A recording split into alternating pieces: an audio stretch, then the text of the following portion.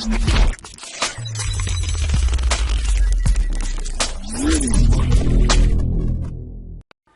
दोस्तों, मैं हूं अपूर्व और ये हमारा नेक्स्ट ट्यूटोरियल। और इस ट्यूटोरियल में हम सीखेंगे about manipulations with single dimension arrays.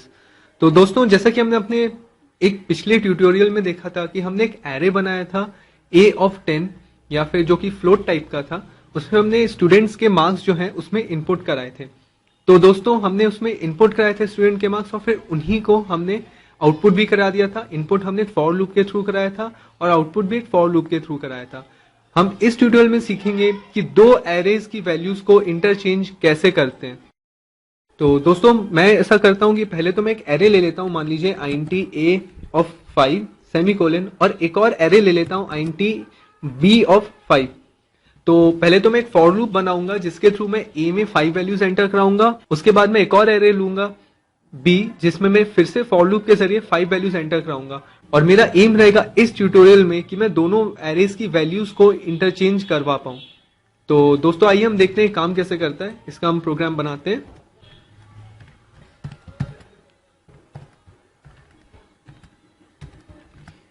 तो दोस्तों, मैंने यहाँ पे एक फॉर लूप लिखा है for 90 i is equal to 0 semicolon i less than यहाँ पे 5 होना चाहिए।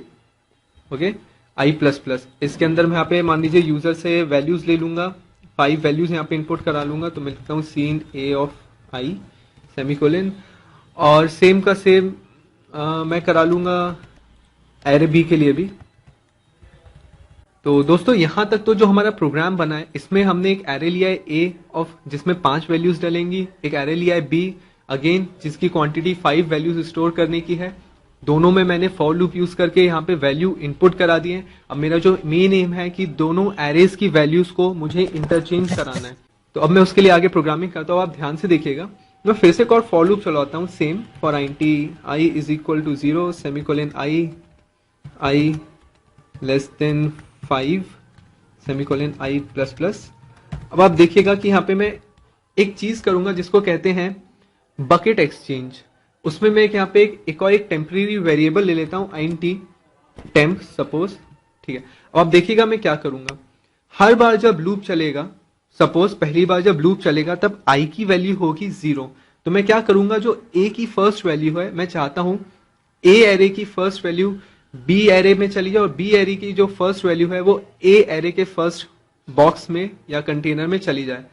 तो मैं इसके लिए एक टेम्परेरी वेरिएबल का यूज करूंगा और मैं बकेट एक्सचेंज का यहाँ पे इस्तेमाल करूंगा। आप देखिए यहाँ पे बकेट एक्सचेंज काम कैसे करता है। बेसिकली मैं क्या करूंगा, जो टेम्प नाम का वेरिएबल है उसमें पहले a एरे की वैल्यू डाल दूंगा a ऑफ i, इस तरह से आप देख सकते हैं।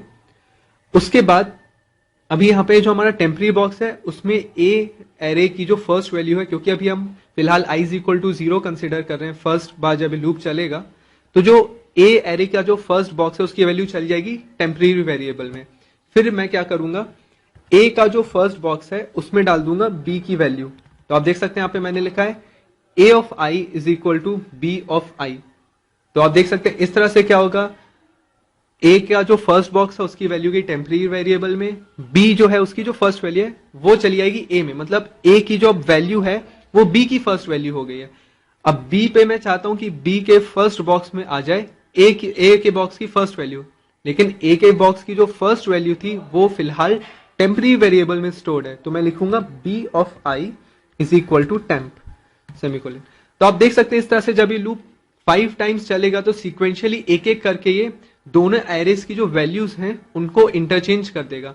अब हमने जबकि इंटरचेंज करा ही लिया है तो हम इसका आउटपुट भी करा देते हैं कि ताकि हम देख पाए कि वैल्यूज वाकई में इंटरचेंज हुई हैं कि नहीं। तो मैं इसके लिए फिर से प्रोग्रामिंग करता हूँ, थोड़ी सी कोडिंग करता हूँ। मैं लिखता हूँ, एक लूप चलाऊंगा for i is equal to 0 semicolon i less than 5 semicolon i plus plus. यहाँ पे मैं लिखता हूँ सी आउट, थोड़ी सी स्पेस के बाद a ऑफ i, और इसके ऊपर मैं एक और लाइन ऐड कर देता हूँ cout the value of a of array a is backslash n। हाँ, तो आप देख सकते हैं मैंने यहाँ पे एक लाइन ऐड कर दी है सी आउट बैकस्लैश n के साथ, मतलब नई लाइन से प्रिंट करो the value of array a is, तो उसकी value of array a print कर देगा। उसके बाद हम इसी को कॉपी करते हैं और इसको यहाँ पे दोबारा से पेस्ट करते हैं और इस बार लिख देते हैं हम यहाँ पे इसको इंडेंटेशन जो है थोड़ा सा सही करते हैं। यहाँ पे मैं लिखता हूँ the value of B is, array B की वैल्यू क्या है ये। तो आप देख सकते हैं दोस्तों हमारा प्रोग्राम में एक बार फिर से रिवीजन करवा देता हूँ। हमने एक एरे लिया है ए ऑफ आईएनटी टाइप जो 5 वैल्यूज को स्टोर कर सकता है। एक और एरे है बी जो कि है दोबारा से आईएनटी टाइप, ये भी 5 वैल्यूज को स्टोर कर सकता है। एक टेम्परेरी वेरिएबल लिया है। फर्स्ट फॉर लूप के जरिए हमने ए एरेज में 5 वैल्यू डलवा ली है। सेकेंड फॉर लूप के जरिए हमने बी एरे में 5 वैल्यूज को इनपुट करवा लिया है। थर्ड जो फॉर लूप है ये वाला फॉर लूप, ये बकेट एक्सचेंज करने में हमारी मदद करता है। उसके बाद फिर हमने बेसिकली यहाँ पे सी आउट करवा लिया है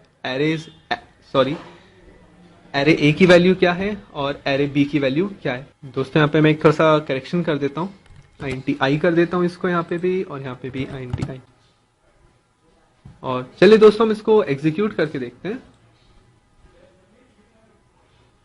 और जैसा कि आप देख सकते हैं प्रोग्राम रन हो गया है। तो बेसिकली कर्सर जो रुका हुआ है वो हमारी 5 वैल्यूज जो इस लाइन की कोडिंग के कारण है, वो हमारी 5 वैल्यूज इंपोर्ट करने के लिए रुका हुआ है। तो हम चलिए 5 वैल्यूज को इंपोर्ट करते हैं, 1 2 3 4 एंड 5।